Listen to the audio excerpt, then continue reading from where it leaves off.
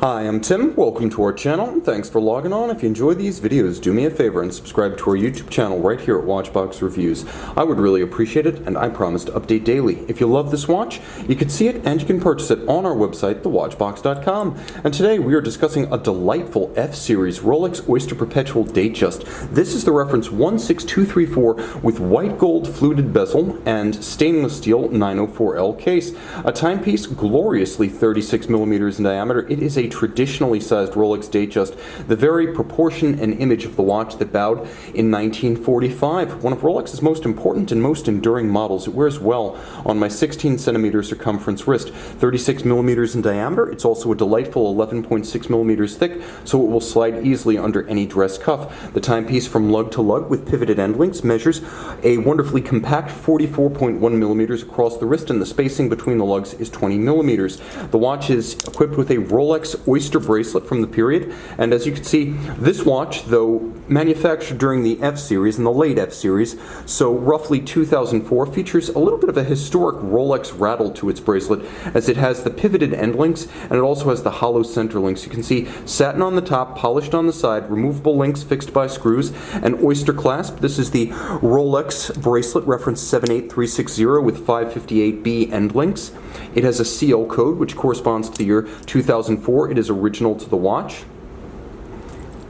You can see the tolerances internally, as well as the definition of the stampings, remain excellent, and you can see there are many individual anchoring points for the bracelet, so there's plenty of fine-tuning you can do with a strap tool without actually removing any of the links. Jumping back to the case, it's a classic Datejust profile. Fluid, sexy, lithe, athletic. It's anything but a modern super case. Satin on the hoods of the lugs, polish on the flank. You have the fluted profile of the white gold bezel. It's actually gray gold, which means it's a straight-through 18-karat white alloy that never needs to be rhodium plated. The dial, a lush blue metallic sunburst with railroad track outboard for seconds and minutes. You can see that there are stylized little white Roman numerals outboard of the applique white gold hour indices, white gold hands at center, white gold 5-point Rolex coronet up at 12, Cyclops eye magnifier, and this watch does feature the legendary roulette date with the odds being red and the evens being black. The only double red is the jump from the 31st to the 1st.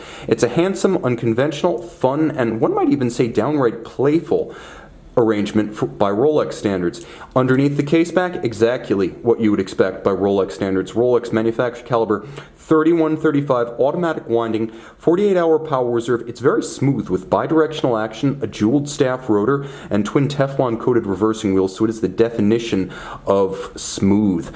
A screw down crown, screwed in oyster case back, 100 meters water resistant. The caliber itself is a COSC certified Swiss chronometer adjusted in 5 positions, 31 jewel, all Rolex. The timepiece featuring a free sprung balance with a full bridge for shock resistance and a handmade Breguet overcoil to the hairspring architecture to allow the watch to keep outstanding time in any orientation with respect to gravity.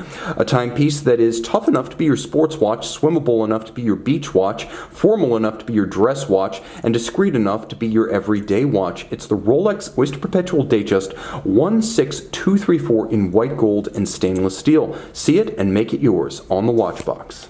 Rolex Datejust. I should mention the watch also features quick set date, as you saw with the roulette, and hacking seconds for precise synchronization to a reference time.